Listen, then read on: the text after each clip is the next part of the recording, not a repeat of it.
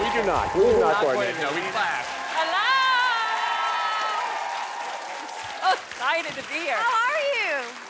Watching that clip was giving me flashbacks. That was so stressful, Yes. right? But it was like my prom fantasy. I finally won something, you know? It's like I was in a pageant. You're always a Through winner. your mind in that moment. I was so glad to be out of that house. Did you guys watch Celebrity Big Brother? It was 24/7. There were cameras on me Everywhere. doing everything. And you pretty much live in a bubble, don't you? You live in a TV set, you know, Right. and you get up in the middle of the night to go to the potty, and you hear bzzz, Oh, my camera God. follows. Oh my gosh. And there's Omarosa. It's like weird.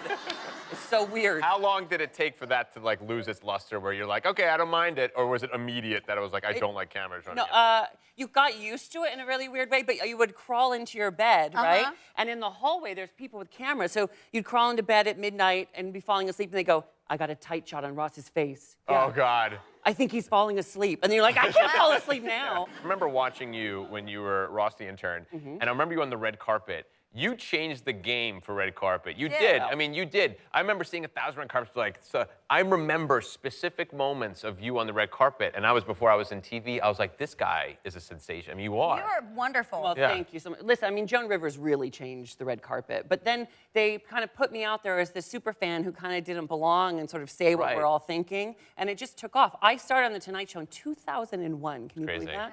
And I did that show until Jay left, you know? Right. I know. I remember meeting you on a red carpet. You were interviewing me, and you're just, every time we would see you out there, it's like you want to make a beeline for you. Really? Yes, because you're fun. Good. I just usually feel annoying, so that makes me feel No, really good. you're fun. I remember A too. It breath was of in fresh Nashville air. when we first met. Do you remember that? Is it weird being on the red carpet now? As the person who's no longer interviewing, like you have no control over the interview. Someone else It's so does. much better now. I was hosting the GLAAD Awards in LA. Beyonce was honored the other day, right? And I got to walk the red carpet, and I knew everybody because, you know, you get to know everybody. And I was thinking, oh my God, it's so much easier walking over here than standing there and interviewing people. This is so easy. It's great. You just hang out, no pressure. Exactly. No pressure whatsoever. Exactly. And the GLAAD Awards, and correct me if I'm wrong, what's her name? Shangela. Okay. So Shangela from RuPaul's Drag Race is performing a Beyonce number in front of Beyonce in the audience. No pressure, right? Yeah, it was like a pop culture vortex opened. It was a moment, and we were all witnessing. Very meta. Yeah, it was great. Let's talk about RuPaul's Drag Race. Oh, you mean Emmy-winning RuPaul's Drag Yes, Race? We are airing season 11 right now of Drag Race, and it's just become a global phenomenon, this show. It's wonderful, yeah. We actually have a clip of Ross in action on Drag Race. Check this out.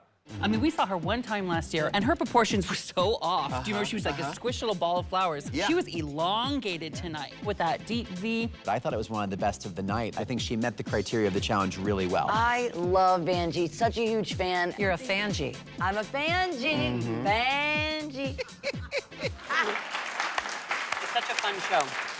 Why do you think that show connects with so many people? Well, the show really truly is about heart. You know, It is. Rue says at the end of every episode, if you can't love yourself, how are you gonna love anybody else? Right. And I think even though maybe some people have never been to a drag show or don't know a drag queen, if you tune in, you instantly see these are just people who are trying to do something beautiful and risk something great to make their dreams come true. And that's so universal. Not to mention the spectacle of what happens, the costumes. I've interviewed for them before, and they are, I mean, it is magnificent to see what they do with sculpture and makeup and all this, the hair. The illusion is crazy. Have you done drag? Oh, yeah. I think you would be very good. Oh, yeah. I'm just looking at your bone structure. I know. Drag. Ben, I think you'd be great. actually, funny you ask, Look, Ben what? just shared. Hold on. Yes. This was our first Halloween together. You're what we call in the business a natural. Oh, thank you. Yes. Did you do full heels the whole Oh, yeah, thing? I was in platforms. Well, you the have 70s, a the new 60s. respect for women now. I don't know how you heels. guys were. I don't know how you guys wear heels. It's stunning. Well, I just wanna Don't do say- it anymore. I want to say thanks for sharing. You're welcome. Get it? Share You with were share. Sharing. Yeah. Nice. Yeah. What's it like working with RuPaul? Well, okay, Rue's like a star. Right. Right? And so you are too. girl, not like that. I mean, Rue, look at Rue. There Rue is actually getting his star on the Hollywood Walk of Fame. So wonderful. An icon, a legend. There's never been a Rue or anyone like Rue before who's managed to do that. And now having this global success is amazing. So Rue is very kind to me, and I've worked with her, whatever, for a long time. And I am so nervous constantly still. Every time I'm next to him. It's so bizarre. You have, so much respect for your career just because you took this internship that was Jay Leno gave you and you made this career, this great, successful career for years, which is not hard. 18 years, yeah. I was working behind the scenes on Leno and they weren't looking for anybody. You know, I was working for free. I was living in the dorm. I was delivering mail. I was thin at one point, apparently. Look at me there.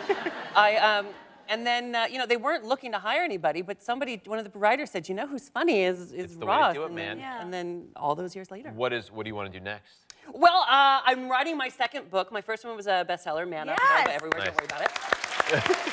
So you're writing your second book now? Yeah, I have one chapter left. And then I'm going to go on wonderful. tour all over the country. And I was on tour all over Europe, so I want to go back to Europe and really hit the streets. And I do my podcast, Straight Talk with Ross, which is really fun, and then Pop Talk. And I get to, maybe I'll move to Nashville. Come on. Can I come? You bet, always.